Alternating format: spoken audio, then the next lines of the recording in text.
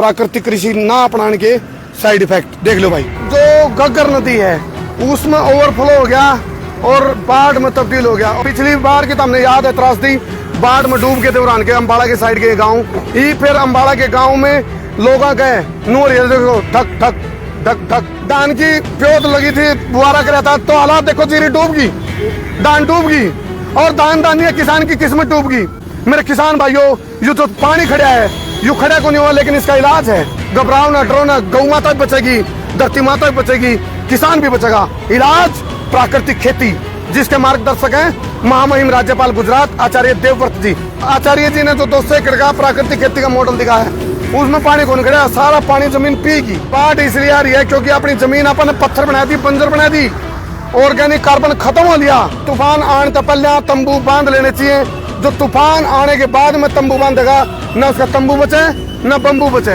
आचार्य देवव्रत जी का जो फार्मूला प्राकृतिक कृषि वो इलाज है, उस इलाज ने जितना तोड़ा अपना लेंगे मेरे किसान भाइयों, न तो हमने दो खमराने की जरूरत भी तरह खर्चा होगा। 2 से 2.5 हजार रुपये 1 एकड़ का खर्चा सिर्फ। हेलो सारे दर्शकों ने देसी पत्रकार कर्मों की राम राम। फिलहाल लाइव तस्वीरें हैं भाई ये, और बहुत ज्ञानवर्धन की बात करांगे। आप देखो जो घग्गर नदी है उसमें ओवरफ्लो हो गया और बाढ़ में तब्दील हो गया। ओवरफ्लो हो गया यानी कि जो खतरा का निशान है उस तो ऊपर तो छोड़ो, खतरा का निशान तो भी ऊपर जाके ओवरफ्लो हो गए। और जो पानी है वो आड़े के आसपास के खेतों में, पिछली बार की तो हमने याद है त्रासदी, बाढ़ में डूब के दौरान के अम्बाड़ा के साइड के गांव ही, फिर अम्बाड़ा के गांव में लोग गए नूर देखो धक धक धक धक धक धक। क्यों? क्योंकि जो ये पानी है नी, पानी आप देखो ये खेतों में भर गया, आप बुआरा कर रखा था, सारा डूब लिया, डोले पार हो लिए। और एक आचार्य हैं, उनने पहले भविष्यवाणी कर दी थी, मैंने कहा है घग्गर नदी में आई बाढ़, आचार्य ने पहले ही बता दी थी यह बात, इसको नू कर ले भाई पूरा सही तरीके से। तो अब देखो क्या है लॉजिक। जो मैं बात किस आचार्य की कर रहा हूँ, गुजरात के महामहिम राज्यपाल आचार्य देवव्रत की, जो पहले भविष्यवाणी कर चुके थे। उन्होंने कह दी थी, बता दी थी भाई समय रहते बोला तूफान आने तो पहले तंबू बांध लेने चाहिए। जो तूफान आने के बाद में तंबू बांधेगा, न उसका तंबू बचे न बंबू बचे। तो वही स्थिति है। आचार्य जी ने बता दिया था अगर भाई अपने जो किसान भाई हैं वो रासायनिक खेती जो कर रहे थे, उसकी वजह से यूरिया गिर गिर के अपनी जमीन का मुंह बंद कर दिया।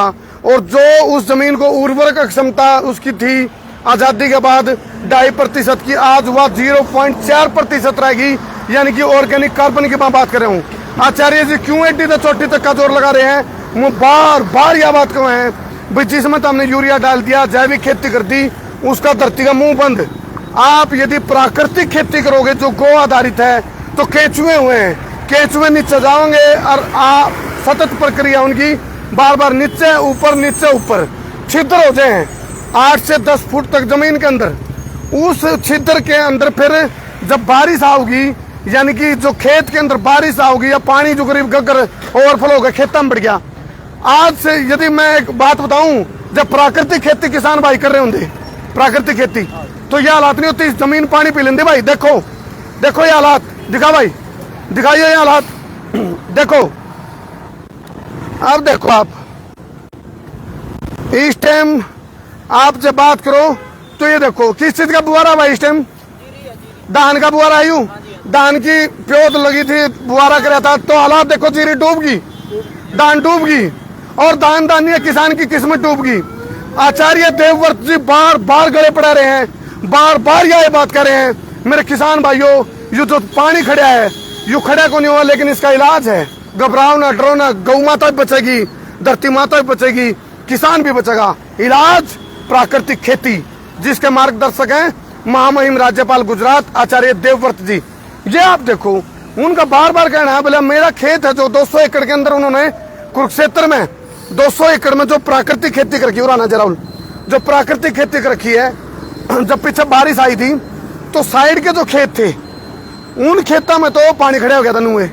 और जो आचार्य जी ने जो 200 एकड़ का प्राकृतिक खेती का मॉडल दिखाया है, उसमें पानी कौन खड़ा, सारा पानी जमीन पीगी। आज बाढ़ आवे क्यों है, इसके बारे में बार आचार्य जी कह रहे हैं, आचार्य देवव्रत जी भाई बाढ़ इसलिए आ रही है क्योंकि अपनी जमीन अपन पत्थर बना दी, बंजर बना दी, ऑर्गेनिक कार्बन खत्म हो लिया। ऑर्गेनिक कार्बन मात्र 0.4 रह गया, यानी कि बंजर की जो पैमाना है वो 0.5 हुआ है और आप 0.4 पकड़े हैं। लेकिन इसी बात नहीं है, समस्या तो समाधान नहीं है, समस्या तो समाधान भी है।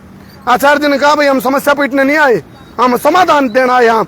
और समाधान यूं है मेरे किसान भाइयों, चाहे घग्गर का टाइम उफाड़ा हो, चाहे घग्गर ओवरफ्लो हो। आड़ा कौन कौन सी है भाई घग्गर के अलावा? या आपके गांव आगे इधर हरियाणा के नहीं, मारकंडा भी तो होगी, घग्गर है नहीं आड़ा है। तो घग्गर आओ, मारकंडा आओ, कोई भी आओ, चाहे भाई या क्या बाखड़ा हो, कितनी भी ओवरफ्लो हो। जो कहने का मतलब ये, जब किसान का खेत डूबे नहीं तो खेत कौन डूबता हो, किसान की किस्मत डूबे है। उस किसान ने कर्ज पे ठह गए, ब्याज पे ठह गए, बैंक पर लोन लेके तेरे मेरे वर्ग पे उधारे मांग के, और जिस वो खेत ने ठेका पे भी ले, कुछ किसान तो भाई ठेका लगा तो जमाए ना सोचे है, और जिसका खुद का खेत है उसका भी। आचार्य जी कह रहे हैं प्राकृतिक खेती करो ना, तो 22,000 रुपये खर्चा करना पड़ेगा तुमने, मात्र 2 से 2,500 रुपया में प्राकृतिक खेती, गो आधारित, गाय का गोबर और मूत्र पर आधारित, जो देसी गाय की बात कर रहे हो मैं भाई, केवल देसी गाय। और आचार्य देवव्रत जी कह रहे हैं भाई इस खेती को कर लो, अपना लो, बाढ़ को नहीं आओगी। या भविष्यवाणी आचार्य जी की। और पहले कहूँ थे बोले ओवरफ्लो हो जो, तेज बारिश आ जो तो खेत पानी को नहीं पियो भाई। अरे राजस्थान में बीकानेर में जो रेतीले इलाके वह भी पानी नहीं पी रहे, क्यों? आपने खेत, आपने जो पूरा भारत का ऑर्गेनिक कार्बन था, उर्वरक क्षमता कम होली, धरती की चूस पानी पीने की क्षमता बंद होली, क्योंकि आपने बंजर बना दिया रासायनिक खेती करके। उसमें जहर गिर गिर के यूरिया गिर गिर के स्वामीनाथन ने 2.5 एकड़ में मात्र 13 किलो की बात करी थी भाई, सिर्फ 13 किलो यूरिया डाल दिया। उस टाइम की बात होती है, आजाद होया था देश, 60 के आसपास की बात है, ये आजादी के बाद की बात है। और आपने क्या करा, 1 किलो में कितने ग्राम है कट्टे? 4 थल्ले गिर जाए, 4 भी गिरते हैं। अड़िया मैंने सोचा ज्यादा पैदावार करनी होनी तो 10 तक गिरते हैं। तो ना मेरे भाइयों, ना तो जहर खाओ ना खुआओ। आचार्य जी का सपना है जहर मुक्त खेती, यानी कि प्राकृतिक कृषि, प्राकृतिक खेती जो गो आधारित है। और यदि वह कर ली तो यह समस्या देखने नहीं मिलेगी। इसी से खबर में बनाने की जरूरत नहीं पड़ेगी, मनने जरूरत को नहीं पड़ेगी भाई अपने खेत डूब गए, किसान डूब गए, उसकी किस्मत डूब गई, बाढ़ आएगी, आवे को नहीं। धरती में वो केचुए इतने छेद कर देंगे, और वह केचुए हैं जो, यदि अपना देसी गाय के गोबर की बात करें, 1 ग्राम गोबर में 300 करोड़ सूक्ष्म जीव हैं, आचार्य जी ने बताइए, और वैज्ञानिक बता रहे हैं।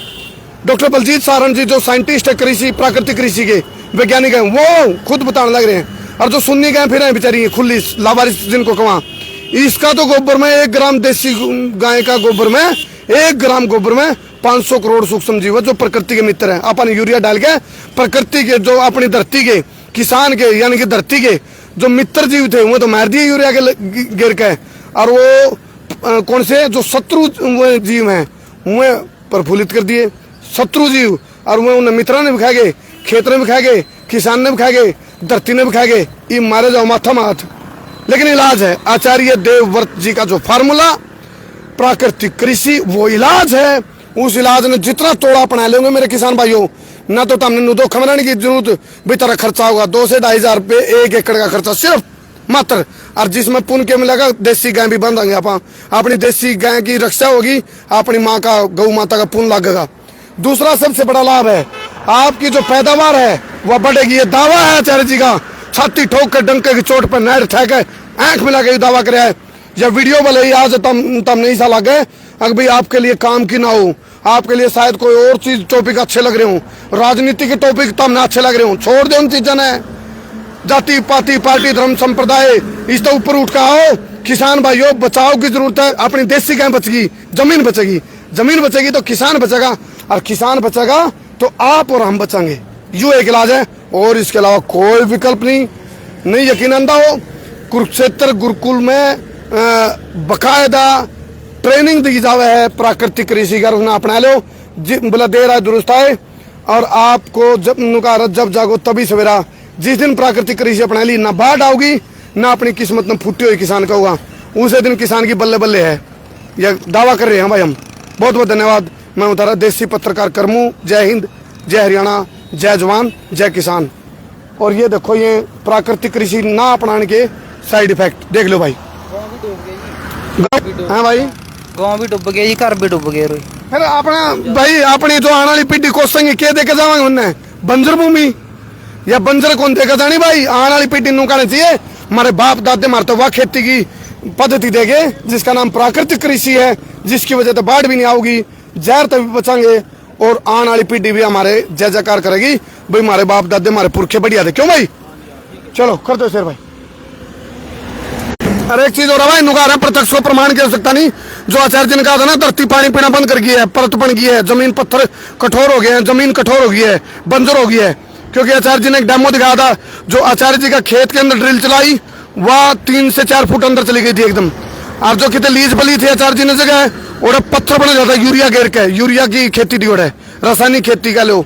और जैविक और इसमें भी फर्क है भाई, जैविक खेती, ऑर्गेनिक खेती, ऑर्गेनिक फार्मिंग, प्राकृतिक जो नेचुरल फार्मिंग है उसको बहुत ज्यादा अंतर है। रासायनिक में और ऑर्गेनिक में घना अंतर को नहीं, असली है प्राकृतिक कृषि, प्राकृतिक खेती।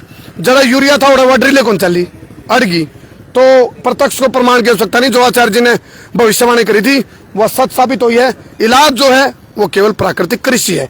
शेयर कर दियो भाई अपने किसान भाइयों के लिए, ठीक है मेरे भाई।